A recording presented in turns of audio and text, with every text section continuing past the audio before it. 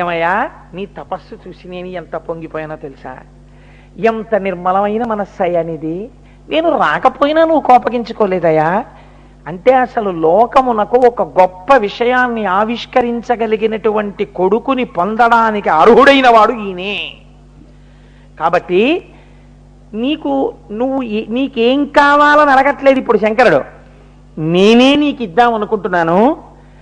అయోగ్యులు, వంశానికి చెడ్డ పేరు తెచ్చేవారు, నీకు మనశ్శాంతి లేకుండా చేసేవారు నూర్గురు కొడుకులు కావాలా?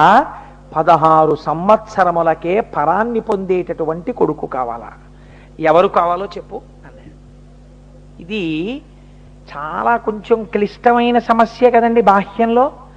కాబట్టి ఆయన అని అడుగినా విని మౌనియు మనమున సంకోచమంది మరిగి తరిగి అంతనే సర్వము శివవశమని అనగుని 16 సమల అర్భకు కోరెన్. ఇప్పుడు మీరు పరమశివుడు పెట్టిన పరీక్ష గమనించాలి. దేని కొరకు కొడుకుని అడుగుతున్నాడు? ఒక కొడుకు కావాలని తపస్సు చేశాడా? ఒక సరి అయిన కొడుకు లేకపోవడం వల్ల గృహస్థాశ్రమంలో చెయ్యవలసిన విధులు చెయ్యలేకపోతున్నానని తపస్సు చేశాడా? మంచి పుత్రుని బడయంగజాలుదు ముదమందు సరోజముఖి ఆత్మలో అంటూ కదా బయలుదేరాడు. అయినప్పుడు ఇప్పుడు మంచి కొడుకంటే ఏమిటి దాని అర్థం? 100 ఏళ్ళు వాళ్ళు ఏం పనులు చేస్తే లేదురు మా కళ్ళ ముందు తిరిగే వాళ్ళు అయితే చాలన్నవాడు మంచి కొడుక మృకండుడి దృష్టిలో? 16 వర్షములకే పరమందు సుపుత్రు కోరేదో. ఇదే ఆ సుపుత్రుడు. ఎవరిని అడుగుతాడు? ఈయన ఏ స్థాయిలో సమాధానం ఇస్తాడు చూశాడు. శంకరుడే కదండి. ఎంత గొప్ప పరీక్ష అండి. ఆయన కూడా మనస్సులో ఆలోచించాట. ఒక్క దుష్టుడైన కొడుకు పుట్టి చేయరాని పనులు చేశాడనుకోండి, పైన ఉన్న వాళ్ళు కూడా కింద పడిపోతారు అధోలోకాల్లోకి. కాబట్టి ఒక మంచి కొడుకునే అడుగుదాం. నేను ఎందుకు కోరుకున్నాను? పితృరుణం నుంచి విముక్తున్నవడానికి. మళ్ళీ వాళ్ళను కూడా పడగొట్టే కొడుకు నాకెందుకు? ఆ పైన 16 వర్షములకే పరమందు సుపుత్రు కోరెదో అన్నవాడెవడున్నాడో వాడు తలుచుకుంటే ఎందుకు మళ్ళీ మార్చి ఏదైనా చెయ్యలేడు? ఇది ఇచ్చినవాడు అది ఇవ్వడా తర్వాతని ఏమిటి నమ్మకం?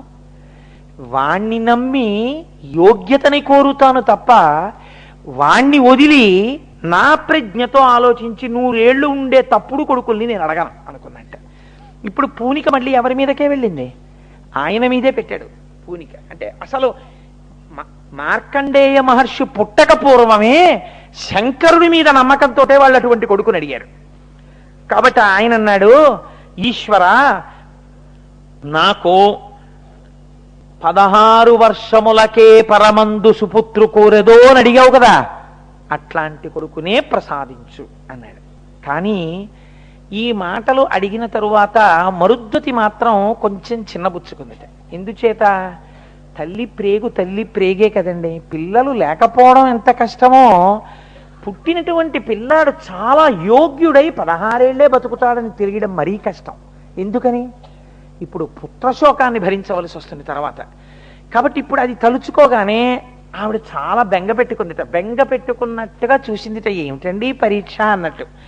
అంటే మృకండు అన్నట్ట భార్యతో, ఎప్పటి మేలప్పుడే శివుడి ఎప్పుడును కలడు మనకు ఇందుముఖి నీవప్పటి మాట తలంపకు ముప్పడును తోడుపడెడు అఖిలేశుడుగిన్. నువ్వు దేనికి బాధపడుతున్నావు? ఈ పిల్లాడికి 16 ఏళ్ళు వచ్చినప్పుడు జరగబోయే విషయం ఏదో ఉందని కదా నువ్వు బెంగెట్టుకుంటున్నావు. ఈశ్వరుడు ఎప్పుడూ ఉండేవాడా కాడా? ఈ పిల్లాడికి 16 ఏళ్ళు వస్తాయేమో కానీ వీడి వృద్ధిని వాడు చూస్తున్నాడు. వీడి కోసం మనం ఏడిచేట్టు వాడు చేస్తాడని నువ్వు అనుకుంటున్నావా?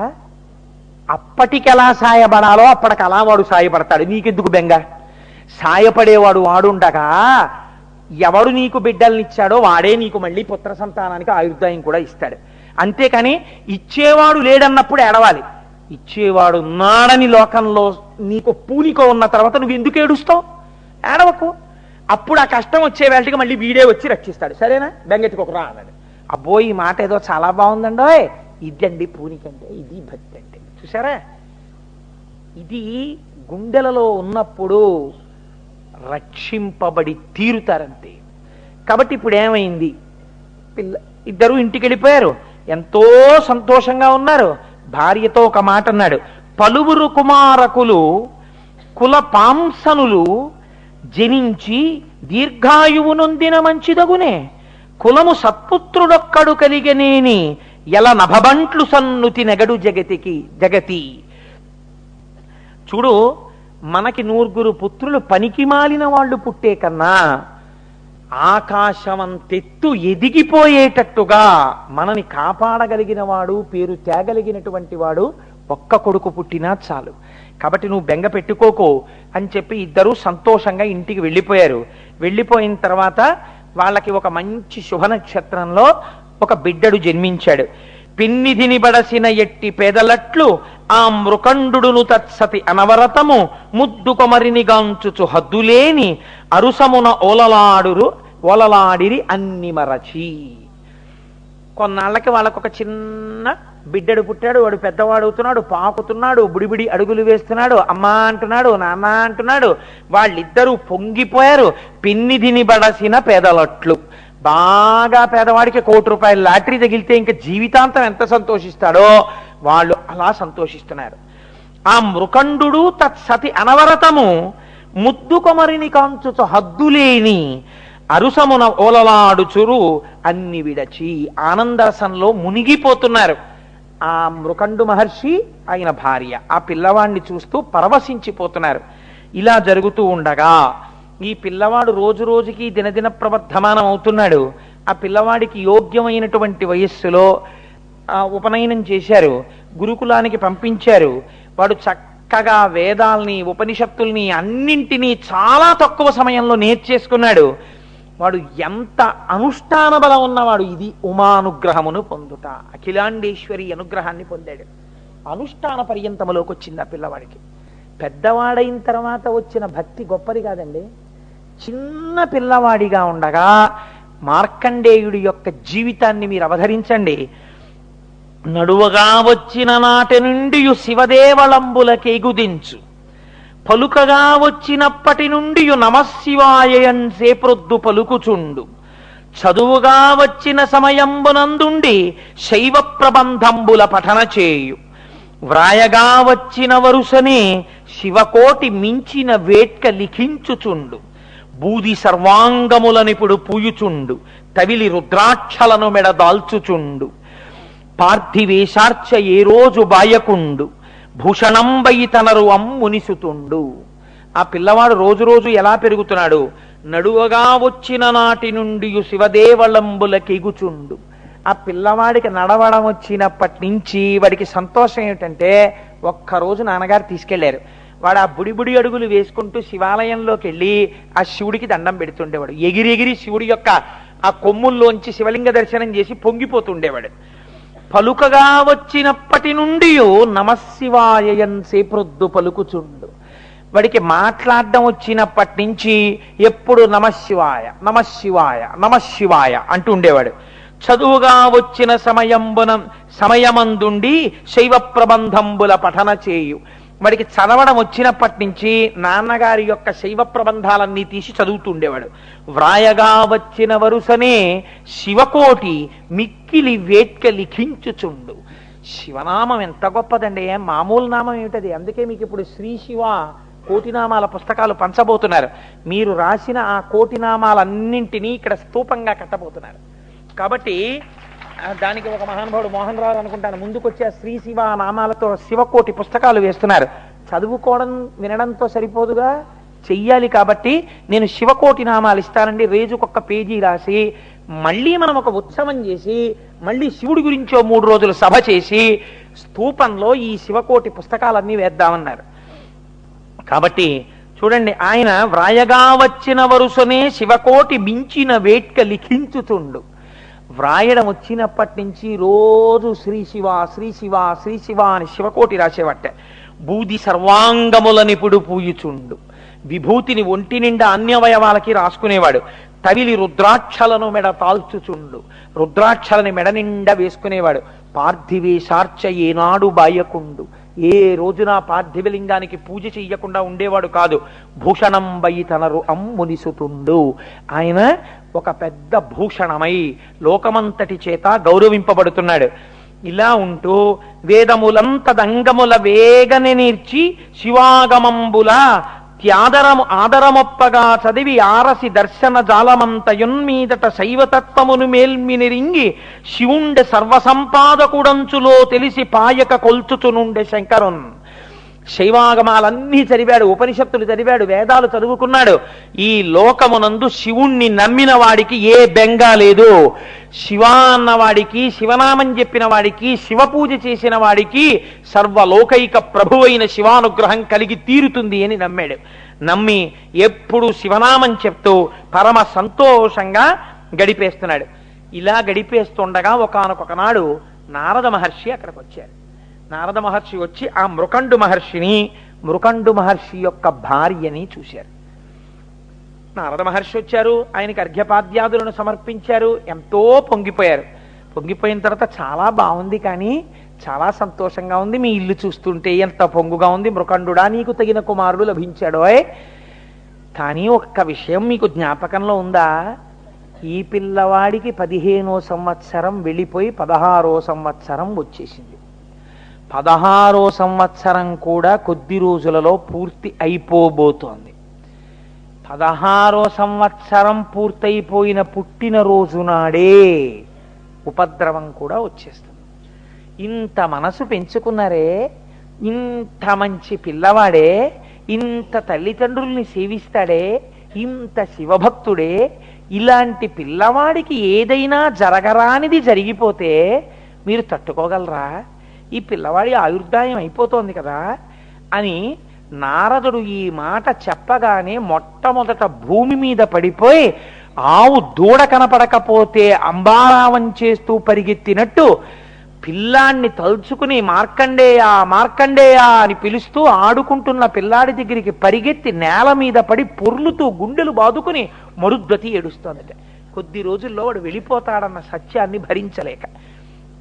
ఇంత తపోనిష్టాగరిష్ఠుడైనటువంటి మృకండు కూడా ఆ దుఃఖం మూర్చుకోలేక కింద పడి దొల్లి ఏడుస్తున్నాడు. ఇంతలో మార్కండేయుడు గబగబా లోపలికి వచ్చాడు.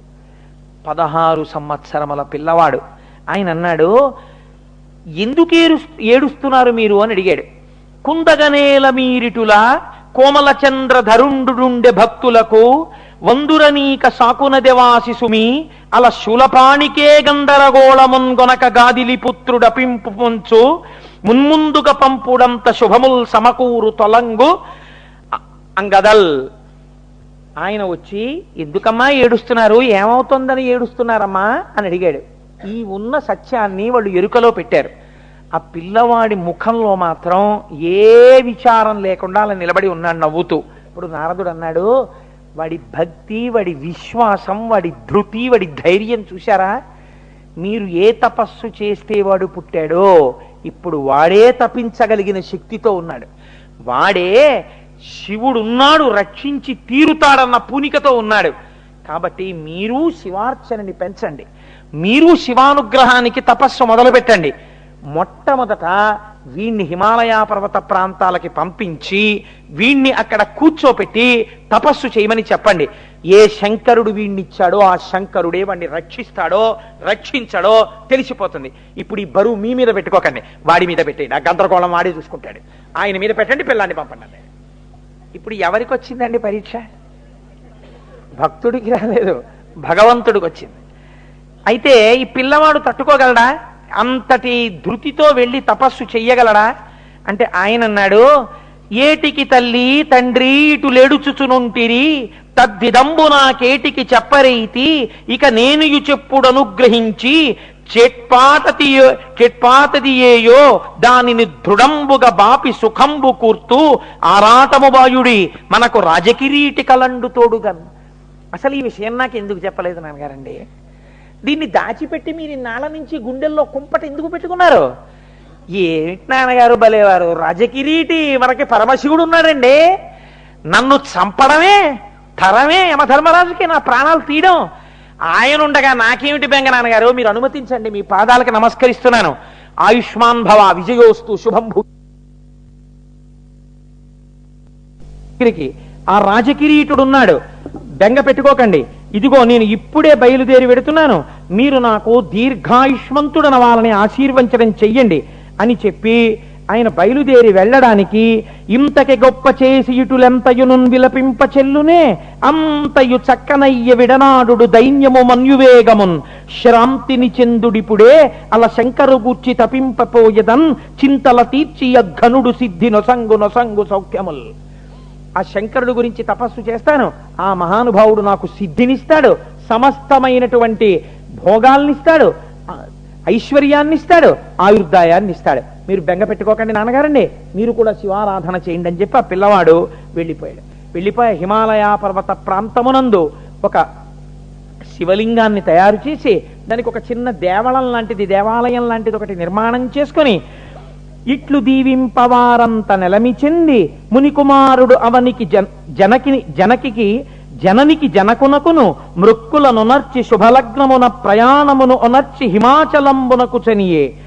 ఆ హిమాలయ పర్వతాల దగ్గరికి వెళ్ళి దేవాలయం కట్టుకుని అక్కడ కూర్చుని ఆయన తపస్సు మొదలుపెట్టాడు.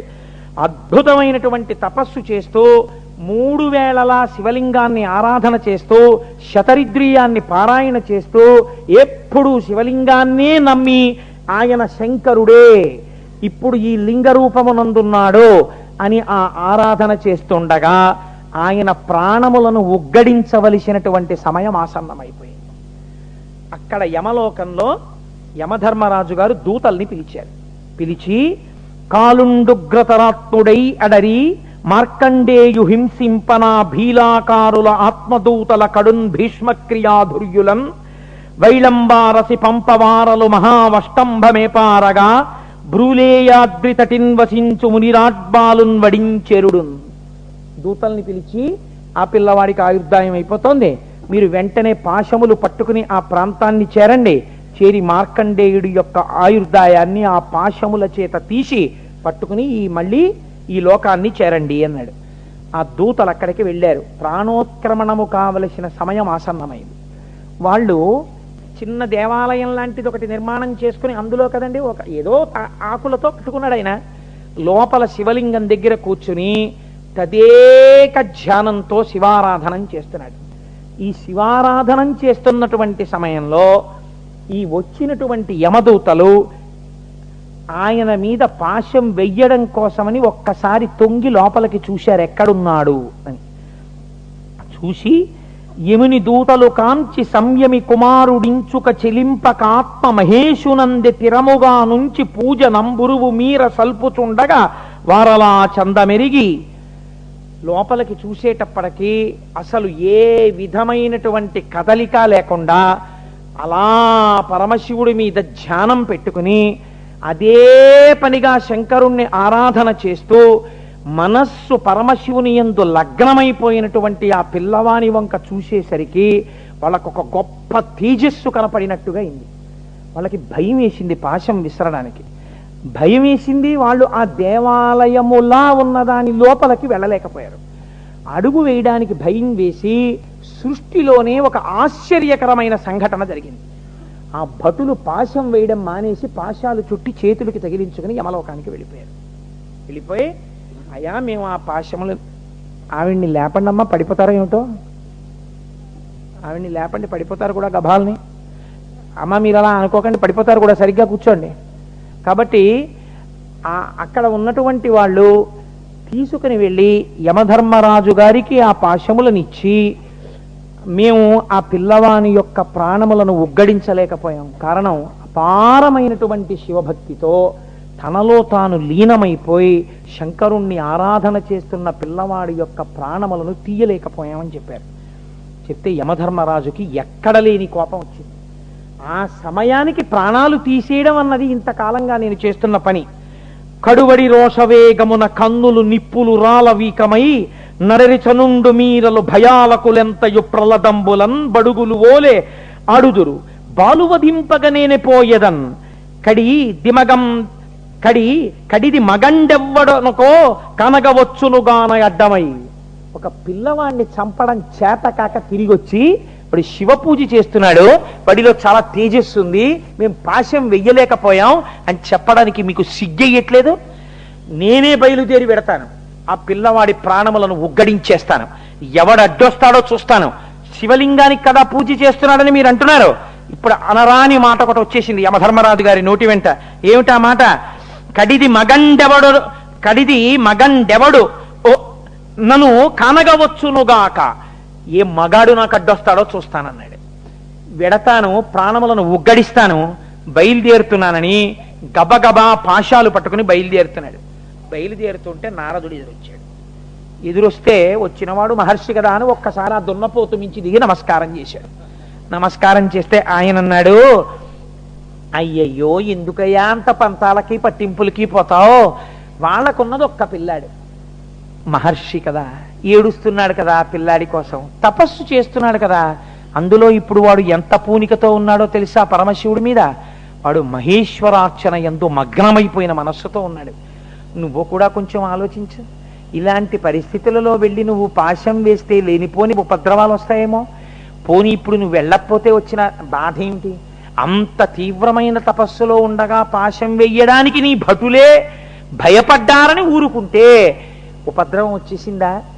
ఒకళ్ళకి పుత్రభిక్ష పెట్టినవాడి అవుతావు కదా. వాళ్లే భయపడినప్పుడు మళ్ళీ నువ్వు నేను యముణ్ణని తొడలు చరుస్తూ ఎవడు మొగాడని బయలుదేరుతున్నావు, ఎందుకు వచ్చింది, ఆగకూడదా అన్నాడు. అనేటప్పటికీ ఆయనకి ఇంకా కోపం వచ్చేసింది. కోపం వచ్చి, శివుడా గివుడా ఎవడాపగలడు? నేను వాడి ప్రాణములను ఉగ్గడించవలసిన సమయం ఆసన్నమైనప్పుడు తీసేయడం నా ధర్మం, తీసి తీరుతానని పాశం పట్టుకుని, చాలును చాలు పూజనము శర్వుడు సంతసమొందే నీకికన్ కాలము చెరువయ్యే మృతిగాంచదు వెల్పలకెగుదెమ్ము నే కాలుడా నీదు ప్రాణములు గైకొనగా ఇటు వచ్చి తింజుమి మేలుగ నీకు మోక్షమది మేకొను సంధియమెండులేది కన్. ఆ దేవాలయం దగ్గరికి వెళ్ళాడు. కానీ ఆయనకి చిన్న అనుమానం వచ్చింది. ఏంటి ఇంత తేజస్సుతో ఉన్నాడు, ఇంత లింగార్చన చేస్తున్నాడు, వెయ్యడమా వద్దా అనుకున్నాడు. బహిర్ముఖుణ్ణి చేస్తే పోతుంది అనుకున్నాడు. కాబట్టి ఇప్పుడు అన్నాడు, చాలును చాలు పూజనము చేశావు, పూజ చాలే. శర్వుడు సంతసముందే, శర్వుడు సంతసం పొందాడు, చాలా సంతోషించాడులే నీ పూజకి. అంటే ఒక రకంగా వెటకారమే, చాలా సంతోషించాడులే, నిన్నే నా నుంచి రక్షించలేడు. సంతసముందే నీకికన్ కాలము చేరువయ్యే, నువ్వు వెళ్ళిపోవలసిన సమయం వచ్చేసింది. మృతికాంచద వెల్పలకెగుదెమ్ము, మరణాన్ని పొందాలి, బయటికి రా. తను తేవాలా, ఆయన్ని రమ్మంటున్నాడా? వెల్పులకెగుదెమ్ము, బయటికి రా. నే కాలుడా, నేను యమధర్మరాజుని, నీ ప్రాణాలు తీయడానికి వచ్చాను. నీదు ప్రాణములగై కొనగా ఇటు వచ్చి తుంజుమి, నీ ప్రాణాలు తీయడానికి వచ్చాను. మేలుగా నీకు మోక్షమది, అదే నీకు మోక్షం చేసిన శివ పూజ వల్ల. ఏకొను సంధియమెండులేది కన్, నీకేం సందేహం లేదు, రా బయటికి అన్నాడు. ఇందులో చిన్న వెటకారధ్వని కూడా ఉంది ఈ పద్యంలో. ఈ మాటలంటే మార్కండేయుట అనినన్ బాలకుడంతకున్ కని రవంతైనన్ భయం బొందక ఇట్లనియన్ భానుజా నే మహేశ్వరుని పుడమిని అర్పించుచున్నవాడ అయ్యనగుండాఢ్యుడు సర్వలోక విభుడాహ్లాదంబునన్ను సాకును నా జీవితము హరింపదరమే ఒక్కో నీకు పోపొమ్మికన్ అన్నాడు. ఆయన అన్నాడు, ఓరి పిచ్చివాడా, నీకు కూడా ప్రభువెవడో వాణ్ణి నేను ఆరాధన చేస్తున్నాను. ఇప్పుడు నేను వాణ్ణి ఎందుకు ఆరాధన చేస్తున్నానో తెలుసా? ఈ శరీరముతో ఉండిపోవాలని కోరిన వారు రాక్షసులు. నేను ఈ శరీరంతో ఉండిపోవాలని కాదు, నా తల్లిదండ్రుల యొక్క కోరిక తీర్చడానికి ఈ శరీరంలో ఉండాలనుకుంటున్నాను, వాళ్ళ ముందు తిరుగాడాలనుకుంటున్నాను కొంతకాలం. నేను అలా ఉండేటట్టు చెయ్యమని నేను వాడిని ప్రార్థన చేస్తున్నాను. వాడు సర్వలోక విభుండు, వాడు నీకు ప్రభువు నాకు ప్రభువు. నేను వాడి ఆరాధన చేస్తుండగా నాకు ఫలితము వాడివ్వాలి తప్ప నువ్వెవడివిరా ఫలితం ఇవ్వడానికి? నువ్వెవడివి నా ప్రాణాలు తీయడానికి? నీ తరమే నేను మహేశ్వర పూజ చేస్తుంటే తీయడం? తీని దమ్ముంటే అన్నాడు ఆయన. ఎక్కడ లేని కోపం వచ్చేసింది యమధర్మరాజు గారికి.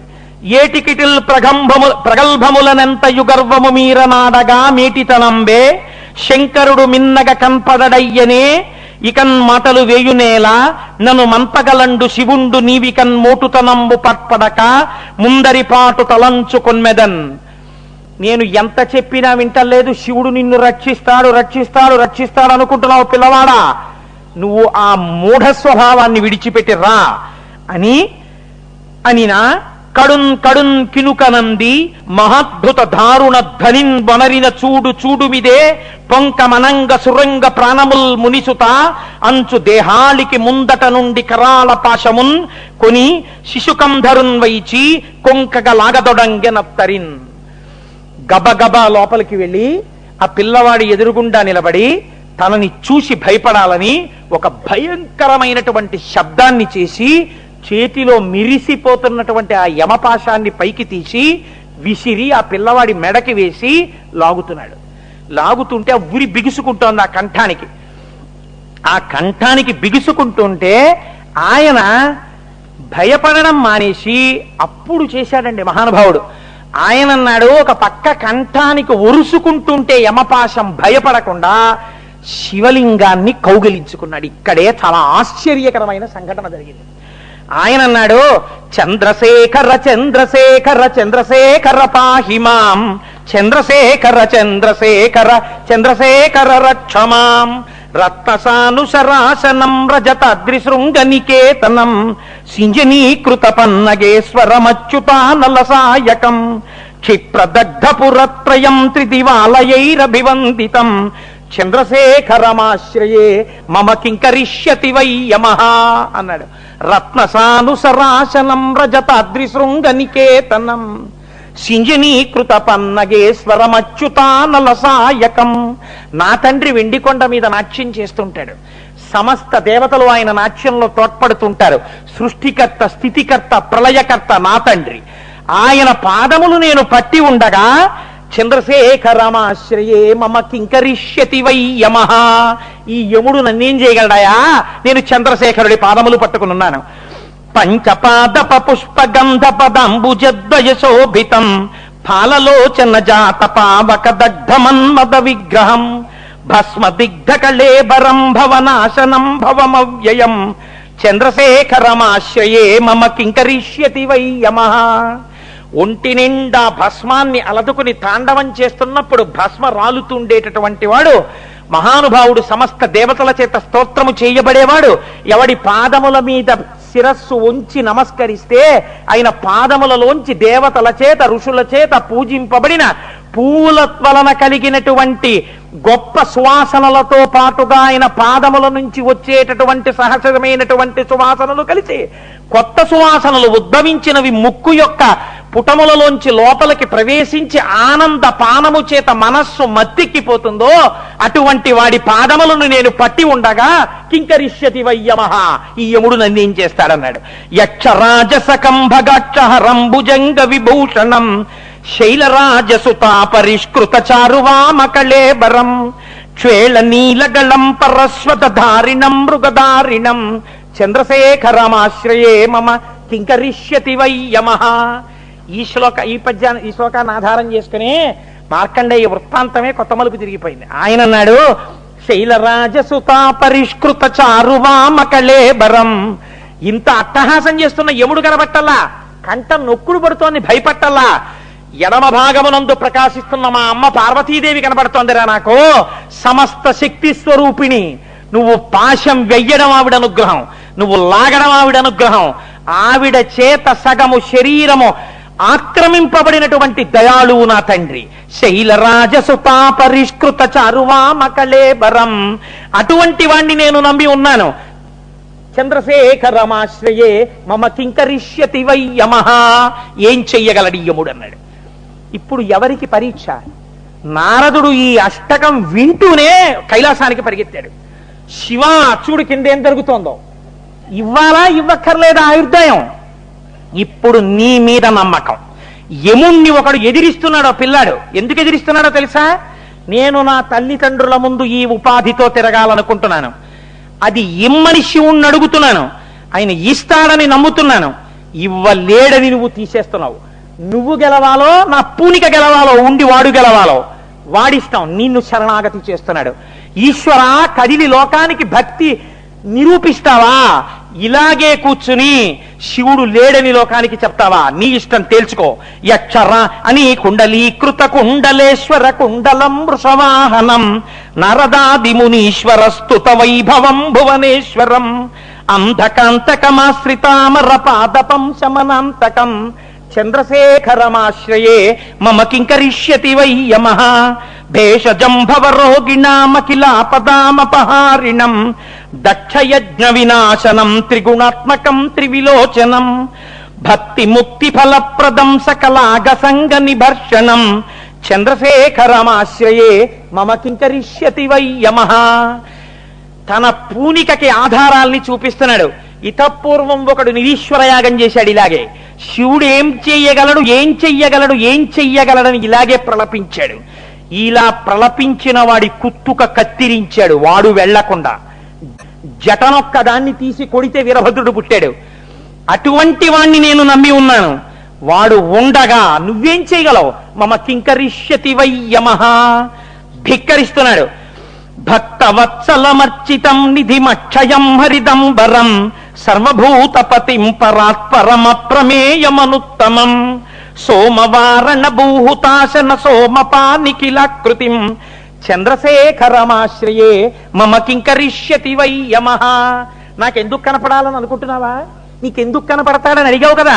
భక్తవత్సలమర్చితం, భక్తుల పాలిట వాత్సల్యం ఉన్నవాడు.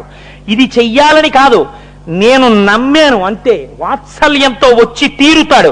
విశ్వ సృష్టి విధాయినం పునరేవ పాలన తత్పరం సంహరం తమవి ప్రపంచమశేషలోక నివాసినం క్రీడయం తమహర్నిశం గణనాథయూధ సమన్వితం. ఇక్కడ చెప్పేశాడండి అసలు ఫలాన్నంతటిని 8 శ్లోకంలో చెప్పాడు. విశ్వ సృష్టి విధాయినం, ఈ విశ్వమునందున్న యమ నువ్వు. సమస్తాన్ని సృష్టించిన వాడు నా తండ్రి, నిలబెట్టినవాడు ఆయన. చిట్ట చివరికి నిన్ను నన్ను లోకములను లోపలికి తీసుకోగలిగిన వాడు ఆయన ప్రభువు. నువ్వు కూడా ఆయన కింకరుడివి. కింకరుడైన నీకు ఆయనని నేను స్తోత్రం చేసుకుంటా నా ప్రాణాలు తీసే అధికారం నీకెక్కడుంది? క్రీడయం తమహర్నిశం గణనాథయూధ సమన్వితం ఆయన సంహరం తమవి ప్రపంచమశేషలోక నివాసినం. ఈ సమస్త ప్రపంచాన్ని సంహరించగలిగిన సమర్థుడు నా తండ్రి.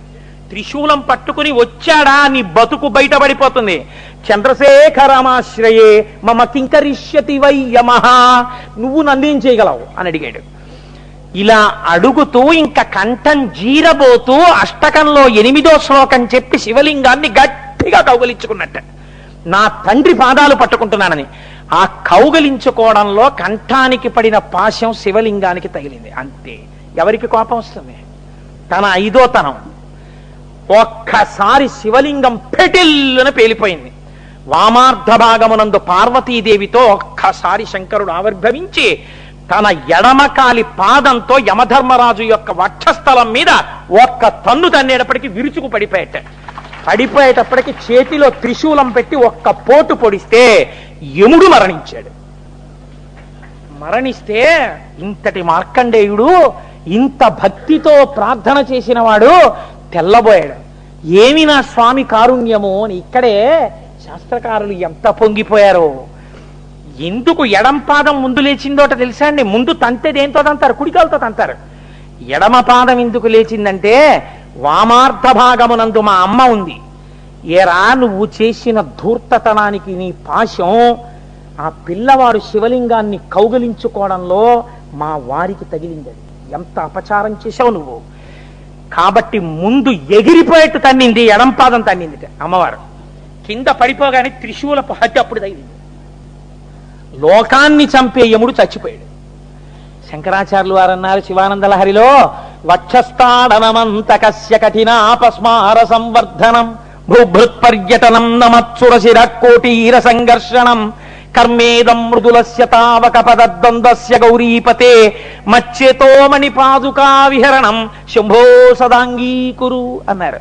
స్వామి, ఆనాడు యమధర్మరాజు గారి వక్షస్థలం మీద నీ పాదాన్ని ఎత్తిపెట్టి తన్నినప్పుడు ఆ పాదం ఎంత కందిపోయిందో. ఆ శ్రీశైల క్షేత్రంలో ఎక్కడ చూసినా ఓషరలు, రాళ్ళు, ముళ్ళు, పొదలు దాని మీద తిరుగుతుంటావు కదా, నీ పాదాలు ఎంత సొక్కిపోయాయో. ఒక్క 2 మణిపాదుకలు ఇస్తాను, వేసుకో తండ్రి. నా మనస్సన్న మణిపాదుకలు ఇస్తాను, అవి తొడుక్కో అన్నారు. అవకాశం దొరికితే చాలు తన మనస్సు తీసుకెళ్ళి అక్కడ పెట్టేస్తుంటారు శంకరాచార్యుల వారు మన కోసమని. ఆ శ్లోకం మన్ని రోజు ఇంట్లో ఆ శ్లోకాలు చదువుకుంటే అండి, అందుకే దీనికి ఫలశ్రుతి ఏం చెప్తారో తెలుసా అండి? పరమశివుడు చెప్పాడు సాక్షాత్తుగా. సరే ఎలాగో వస్తుంది కదా, మీరు అక్కడ విందురు గాని పరమశివుడు వచ్చి యమధర్మరాజు గారిని చంపేస్తే మునితను జన్ముఖ కంఠమున మొక్కులుడై యముడేసినట్టి యఘనమగు కాలపాసమది గంటగతంబయి కాను పట్ట అంతనే ప్రెనిమోత బెట్టడర దారుణ రోష పరీత చిత్తుడై అనువుగ లింగ మధ్యమున అద్భుత రీచికతోచి యుద్ధతిన్. ఆ వచ్చినటువంటి శివుడు రుద్రుడై యమధర్మరాజు గారిని సంహరించాడు. సంహరించిన తరువాత అప్పుడు మహానుభావుడు మార్కండేయుడు వంక ప్రసన్నుడై చూశాడు. ఎంత నమ్మకంతో చేశావురా అయ్యా పూజ, ఎంత ధైర్యంతో చేశావురా పూజ, ఎంత విశ్వాసం రా నీకు, నీ ప్రాణం పోతుందని తెలిసినా వాడుండగా నేను చావనన్నావంతే.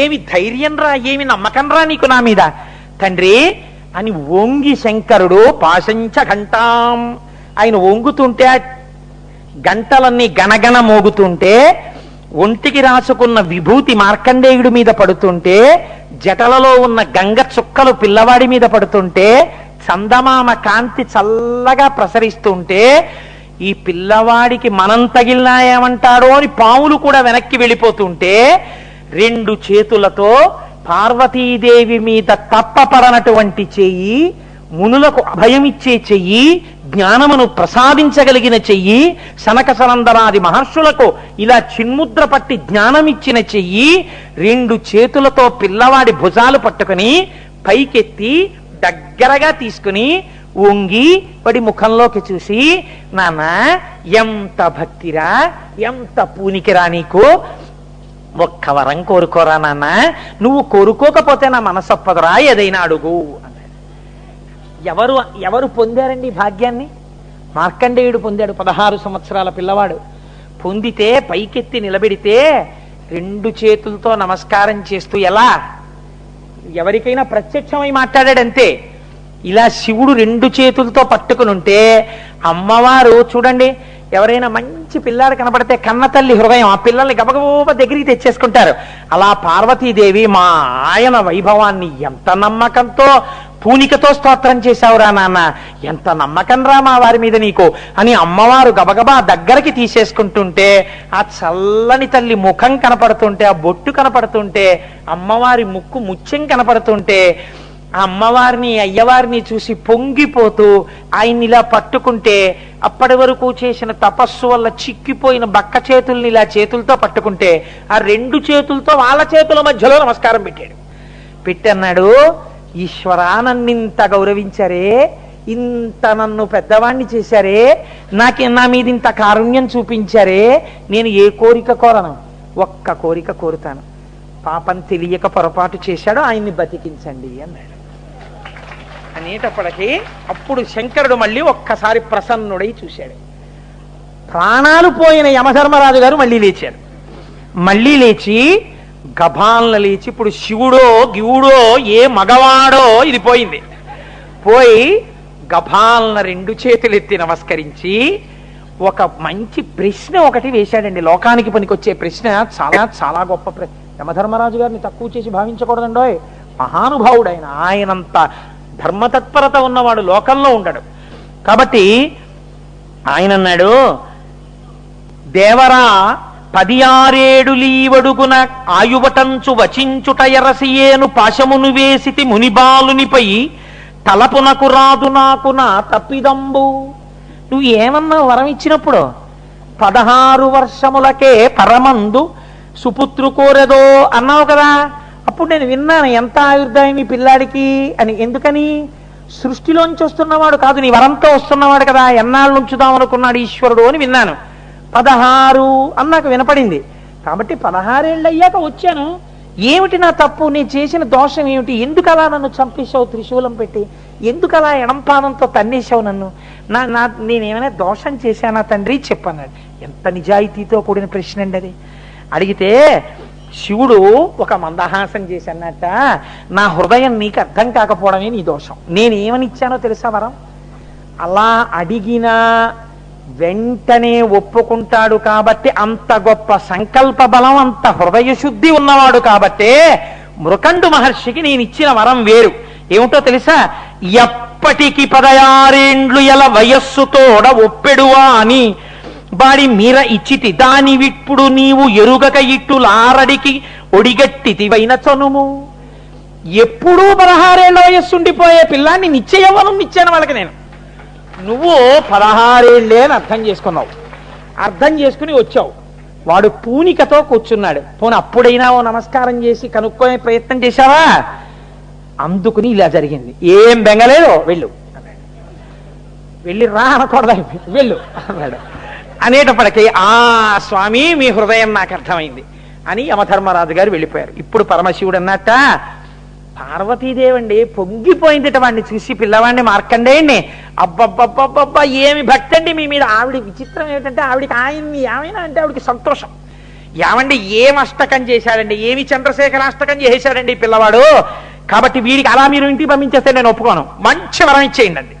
ఆయన అన్నాడు, ఈ లోకములన్నీ ఎప్పుడు ప్రళయ సముద్రంలో మునిగిపోతాయో, ఎప్పుడు వటపత్రశాయి తన బొటనవేలిని నోటిలో పెట్టుకుని చీకుతూ ఒక మర్యాకు మీద పడుకుంటాడో, అప్పటి వరకు చిరంజీవివై మార్కండేయాయుషు అన్న పేరుతో ఈ లయమంతటినీ కూడా చూస్తుండేటటువంటి వాడివై, లోకములన్నీ లయమైపోతే ఈ వటపత్రశాయిని చూస్తూ నిలబడిపోగలిగినటువంటి చిరంజీవిత్వంతో కూడిన మార్కండేయాయుష్ అనేటటువంటి కొత్త ఆయుష్ని సృష్టించి నీకు ఇచ్చేస్తున్నానన్నాడు.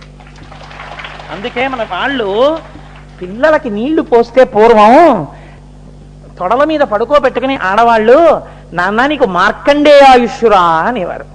అలా రోజు అంటూ నీళ్లు పోస్తే ఆ ఆశీర్వచనం నిజం అవుతుంది అని.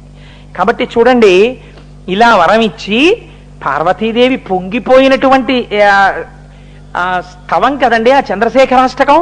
అందుకు ఆయన అన్నాడు, ఎక్కడైనా సరే శివాలయంలో కూర్చుని ఒంట్లో బాగుండనటువంటి వాళ్ళు ఈ చంద్రశేఖరాష్టకాన్ని నా మీద నమ్మకంతో చదివితే వాళ్ళకి అపమృత్యు దోషం రాకుండా నేను పరిహరిస్తాను. 90 ఏళ్ళకి రావద్దు, 100 ఏళ్ళకి రావద్దు అనకూడదు, జ్ఞానంతో అంగీకరించాలి. కానీ అపమృత్యు రాకుండా ఈ చంద్రశేఖరాష్టకాన్ని చేస్తే వాళ్ళని నేను రక్షించి తీరుతాను అన్నాడు. పాపం మా అమ్మ, ఇవాళ మేము ఇలా యుద్ధాయంతో ఉన్నామంటే ఎన్నిసార్లు అనారోగ్యాలు వస్తే, తల మీద ఒకసారి పాము దూకితే, ఓసారి ఈత నేర్చుకోవడానికి వెర్రి విధవనై నూతులో దూకేస్తే, ఇన్ని తప్పు పనులు చేస్తే ఆవిడ ఎప్పుడు మంచం మీద పడుకోబెట్టి చంద్రశేఖరాష్టకం చదువుతూ విభూతి పెట్టింది. మా అమ్మ ఆనాడు నమ్మి చేసిన చంద్రశేఖరాష్టకమే ఇవాళ ఇంత లావు ఇంత పొడుగునున్న ఈ కోటేశ్వరరావు అన్న శరీరం బతకడానికి కారణం. కాబట్టి ఆ చంద్రశేఖరాష్టకం అంత గొప్పది.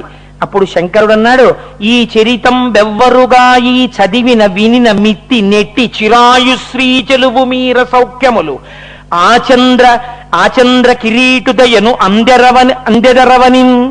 ఎవరైతే ఈ చంద్రశేఖరాష్టకాన్ని నమ్ముకుని ప్రతిరోజు ఇంట్లో చదువుకుంటారో అలాంటి వాళ్ళ ఇళ్లల్లోంచి అకారణంగా సమయము కాకుండా అపమృత్యు దోషము వలన బయటికి శరీరములు వెళ్ళవలసిన అవసరము లేకుండా నేను వాళ్ళ వంశాల్ని వాళ్ళని కాపాడతాను. ఇది చదివినటువంటి వాళ్ళకి, ఇది విన్న వాళ్ళకి అపారమైనటువంటి కీర్తిని, తేజస్సుని, ఆయుర్దాయాన్ని నేను కృప చేస్తున్నాను. చంద్రశేఖర అని పిలువబడినటువంటి అష్టకం కనుక ఈ మకుటంతోటే ఎక్కడ చదువుతున్నారో. అందుకే ఈ చంద్రశేఖరాష్టకానికి ఉన్న గమ్మత్ ఏమిటో తెలుసా అండి? ఇదంతా చదివేసిన తరువాత అష్టకానికి చిట్ట చివరిలో ఒక మాట చెప్తారు. ఇదంతా చదివితే అష్టకంలోనే చివర్లో మృత్యుభీతి మృకండుసూను కృతస్తవం శివ సన్నిధౌ యత్ర కుత్రహయ పతేన్నహి తస్య మృత్యుభయం భవేత్ పూర్ణమాయురరోగతామఖిలార్ధ సంపదమాదరం చంద్రశేఖరయేవ తస్య దదాతి ముక్తిమయత్నతః. ఎవరు నమ్మకంతో రోజు మృత్యుభీతి మృకండుసూను కృతస్తవం శివ సన్నిధౌ, శివుని యొక్క సన్నిధానమునందు మృత్యుభీతితో మృకండుసూనుడైనటువంటి మార్కండేయ మహర్షి చేసినటువంటి ఈ అష్టకమున్నదో దానిని పూనికతో చదువుతున్నారో అటువంటి వారికి యత్ర కుత్రయ పటేన్నహి తస్య మృత్యుభయం భవేత్, మృత్యుభయం ఉండదు. పూర్ణమాయురరోగతామఖిలార్ధ సంపదమాదరం, పూర్ణమైన ఆయుర్దాయాన్ని వాళ్ళు పొందుతారు, ఆపదలు రాకుండా. దానితో పాటుగా అఖిలమైనటువంటి అర్థములు, సంపత్తి, యశస్సు అన్ని చేకూరుతాయి. చంద్రశేఖర ఏవ తస్య దదాది ముక్తిమయత్నతః. వీడి ప్రయత్నం లేకుండా చిట్ట చివర రోజు చంద్రశేఖరాష్టకం చేసుకున్న ఫలితం చేత చిట్ట చివరిలో ఊపిరి జారిపోతున్నప్పుడు శంకరుడి యొక్క నామం జ్ఞాపకానికొచ్చి చంద్రశేఖర అంటూ ప్రాణం విడిచి ఆయన చేతనే మోక్షమీయబడి ఆయనలోకే కలిసిపోతాడు.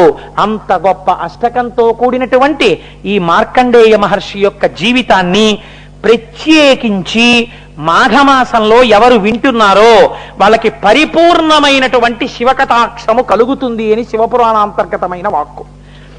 మనం అనుకోకుండా ఇవాళ మాఘమాసంలో, అందున చంద్రశేఖరుడు శుక్లపక్షంలో ఉన్నటువంటి తది అనుకోండి, కానీ విదియ తదియలు కలుస్తున్నటువంటి రోజున ప్రదోష వేళలో శివాష్టోత్తరం చదువుకుని మనం అందరం ఇవాళ ఈ మార్కండేయ స్తవాన్ని, మార్కండేయుడి కథని చెప్పుకుని వినేటటువంటి అదృష్టాన్ని మనకు ఆ పరమశివుడే తన నిర్హేతుకమైన కృపగా మన్ని అనుగ్రహించాడు. కాబట్టి ఆ పార్వతీ పరమేశ్వరుల యొక్క పాదార విందముల యందు సంతతము మనకు భక్తి కలిగి ఉండేటట్టుగా ఆ ఉమామహేశ్వరులు మనను